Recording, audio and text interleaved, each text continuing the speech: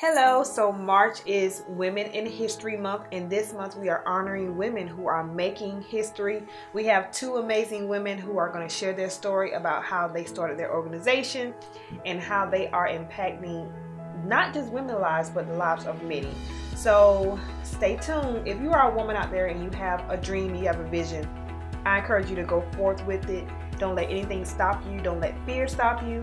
Don't let the lack of resources stop you. Hey, just step out. And as you walk, everything you need will fall into place. So women, we are fabulous. And remember that it is nothing too hard for you with Christ. Amen.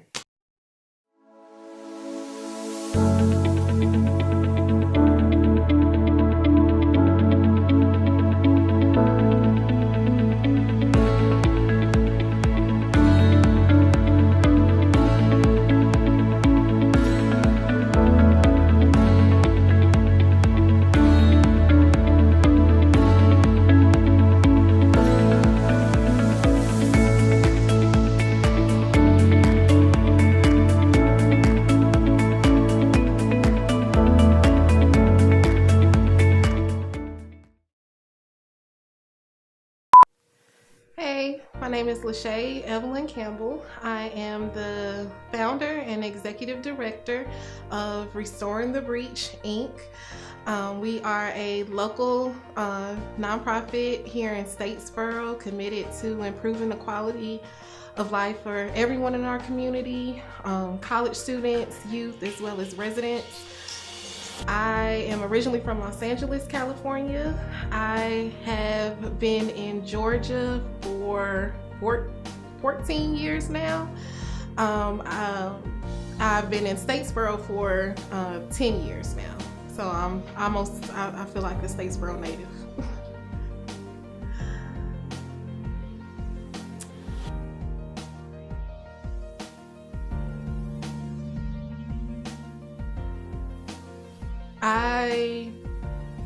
Me and my husband, we both attended Georgia Southern University. We met there, and while we were dating, we were involved in a lot of volunteerism on campus. We were heavily involved in the American Cancer Society due to me losing my mother from breast cancer and him losing his grandmother from breast cancer. We decided that we wanted to live in Bullitt County. We wanted to continue to help serve the community because we're going to live here, and wherever you live is where you should serve, and you should make better the community that you're living in. So we decided that we would create an organization together to help better serve the community. I was speaking with my mentor, and he's always there for us. He always is giving us scriptures, and one of the scriptures he had given us was Isaiah 58, and I had actually never looked at it. I had left it in my coat pocket, and when we were talking about starting the organization, I had actually found it and was like, wow, well, that needs to be the name. So our original name was going to be Repairing the Breach, the Repairers of the Breach, as the actual verse is quoted, but it actually became Restoring the Breach because that name was taken. So we met with some of our friends to ask, well, what do you all think about this idea of us creating this organization? Well, would you guys support it? And I'm so thankful all of our friends were like, yes, we would be very interested in starting this organization, and our friends became our board of directors. And from there we started hitting the ground running with becoming a 501c3, with starting to plan events around Statesboro, and the rest is kind of history.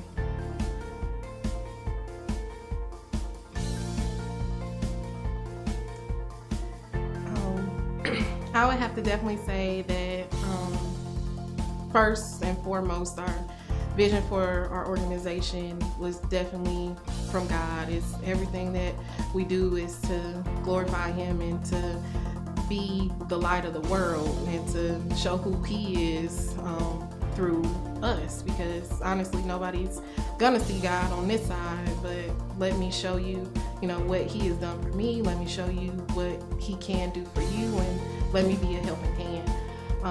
Also, as I said, my husband is very supportive and is my co-founder and co-executive director and helps out where he can. He's extremely busy being a teacher, a basketball coach, husband, mentor. So I'm definitely thankful for him. Last but not least, I would say that my mom definitely inspired me to always give and support through love and service and education. She was a special education teacher for middle school. She taught English and history and never ceased to help her students, and while they were in class, while they were out of class. Someone actually shared a story with me recently how they didn't have any money. I didn't even know anything about it, and she had helped them like with their lunch money. But funny, on the weekends when she wasn't at church, her and my uncle ministered to different types of people. They went to prisons and told people about the goodness of God and living for Jesus. And my uncle would actually, and he's a minister now in Long Beach, California, has his own church. But my mom, he would go, him and my mom would go together to the prisons, and my uncle would preach, but my mom would rap. So that's kind of something that's really interesting. But a lot of people that don't know about me, like I have that gift, but I don't tell a lot of people about it. But always, her legacy of always teaching me to help others and to help the less fortunate, to always give. And her death really was something that I didn't see coming, even though things had gotten worse. But I felt myself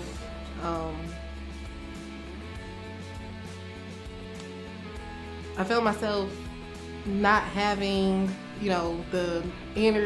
not having the energy, not wanting to keep going. But I know that that's something that she would have wanted me to do, and that's something that she instilled in me. So I kept moving. If I were to say anything about restoring the breach, I don't want to be too simple. But our organization provides basic assistance. If you need me, we got you. If you need support, if you need a listening ear, if you need, I would say a place to go, but we don't have a brick and mortar building as of yet. But so a lot of people know Restoring the Breach from our tutoring program. A lot of the children that come in the tutoring program, they may not have the access to be able to get tutored, whether that be financial access, whether that be transportation for access, but we're able to provide them that service for free for them, and also give them mentoring and enrichment while we're doing it. For their parents, some of them need somewhere just to breathe and just to have a few minutes to be to themselves after a long day at work or a long day of caring for their child, and they trust us to be with them and to help them prosper.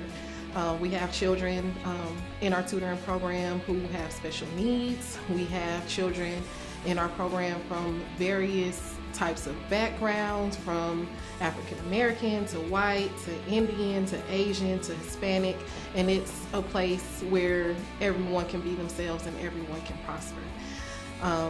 We also, as I said, even though we do the tutoring program, we have 6 initiatives.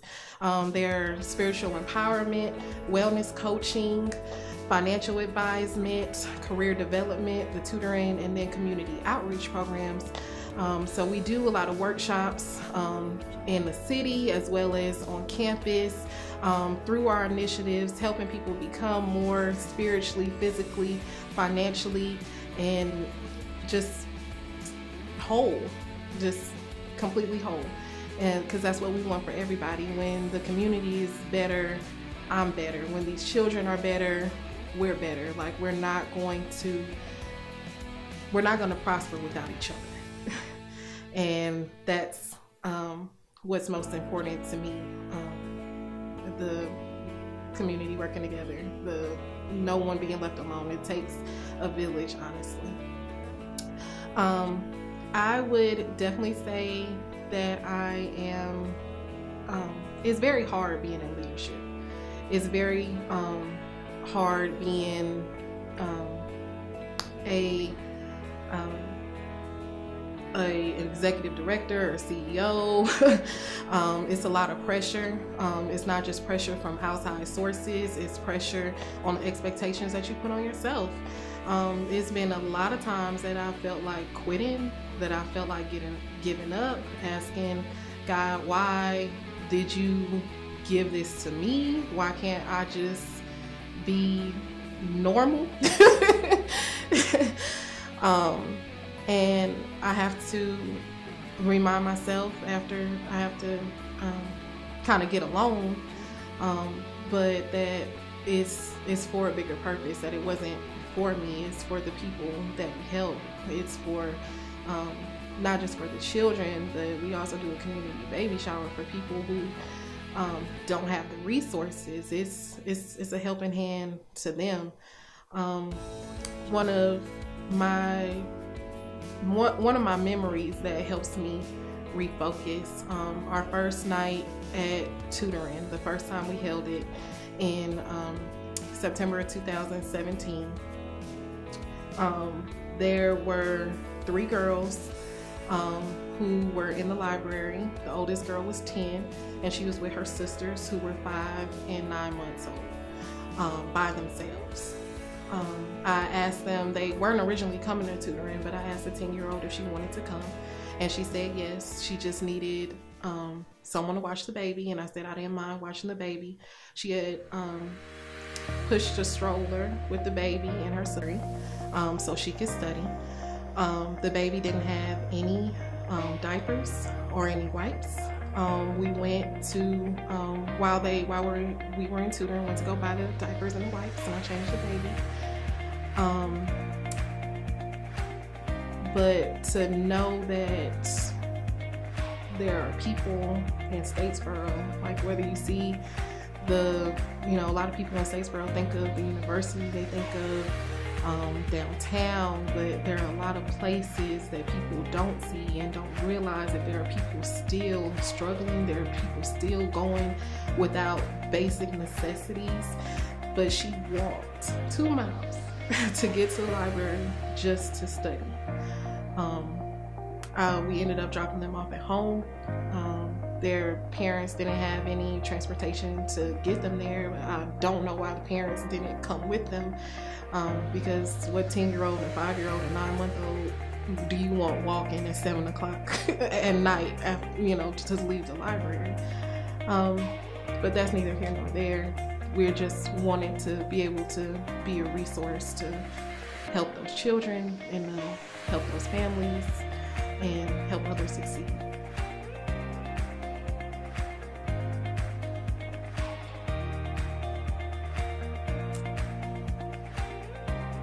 My advice to everyone who's watching or everyone who's listening: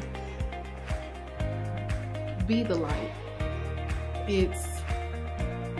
We can complain about what other people don't do, if that's at our jobs, if that's in the church, if that's within the home, but it takes nothing for us to be that.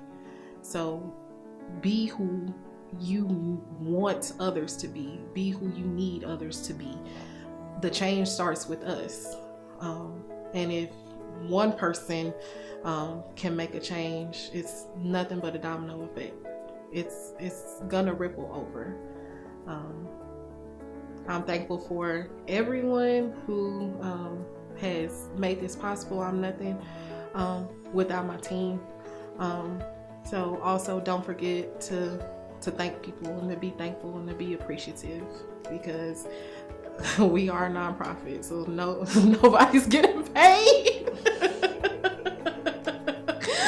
Nobody's getting paid. So tell them how appreciative you are, because everything matters.